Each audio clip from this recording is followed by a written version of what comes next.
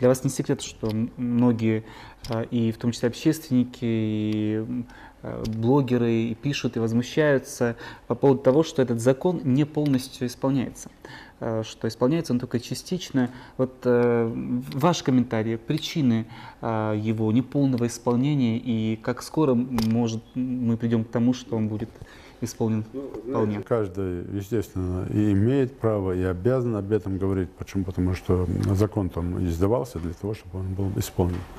Есть реабилитация народа, есть вопрос, там, то, что вы сейчас говорите, территориальная реабилитация.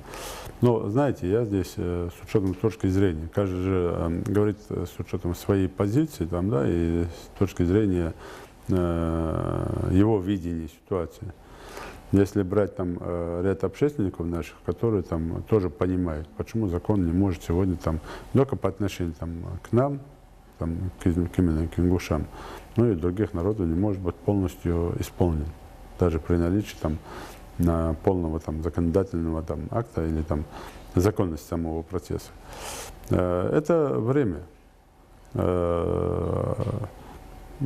Кто-то говорит, что слишком много времени прошло, почему не выполняется. Кто-то ссылается на другие постулаты, на другие вещи.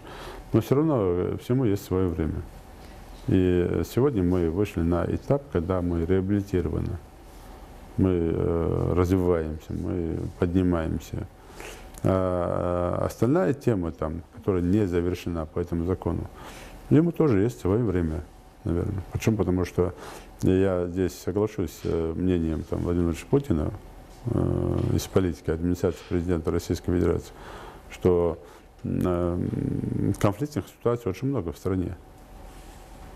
И если бы была только одна тема, там, конечно, для государства было бы легче с этим справиться. Но таких проблем очень много. Их более 2000 вот этих конфликтных ситуаций. Да, кто-то сейчас послушает и скажет, а нам какое дело до этого? Тоже имеется вопрос, но нам нет дела до этого. Но большая администрация есть до этого дела. Если здесь где-то там пойти на то, чтобы да, по закону исполнить и все остальное, то значит, вот этот процесс надо запустить везде.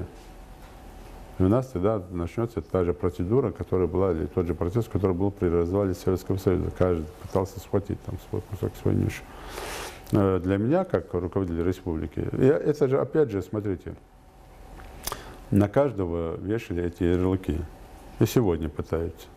То есть, если политическая сторона, например, вот Руслан Аушев продал там то-то, то-то, то-то. Вот Мурат Зязиков продал то-то, то-то.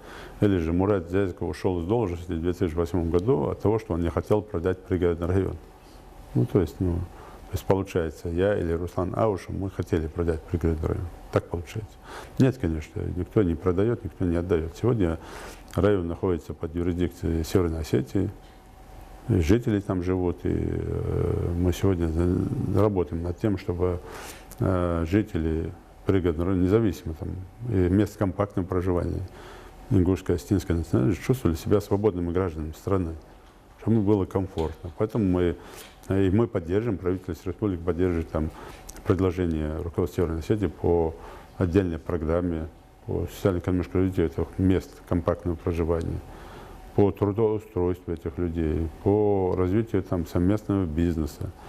И в этом плане, конечно, или я, или любой руководитель над этим будет стоять и будет в этом направлении работать. А сам закон до конца, когда будет исполнен, это процесс, это время.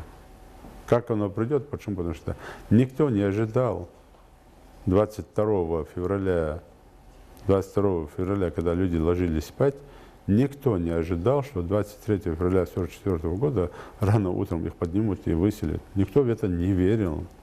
До этого какие-то там разговоры, слухи, никто не верил в это. Но оно случилось. И случилось это по воле Всевышнего. И я думаю, что и остальное все случится по воле Всевышнего внезапно и для нас, и для осетин, и для любого другого народа. Но в сегодняшней ситуации мы должны поднимать свою республику, развиваться, жить в добрососедских отношениях и делать все, чтобы и ингуши, и осетины в местах компактного проживания, и не только, жили в хороших добрососедских отношениях и совместно развивали и предпринимательство, совместно участвовали и в трагедиях, и в праздниках друг у друга, как это бывало раньше, и не делили вот эту землю на свою или на чужую. Чтобы они жили, чтобы развивались. А остальное все со временем улежится.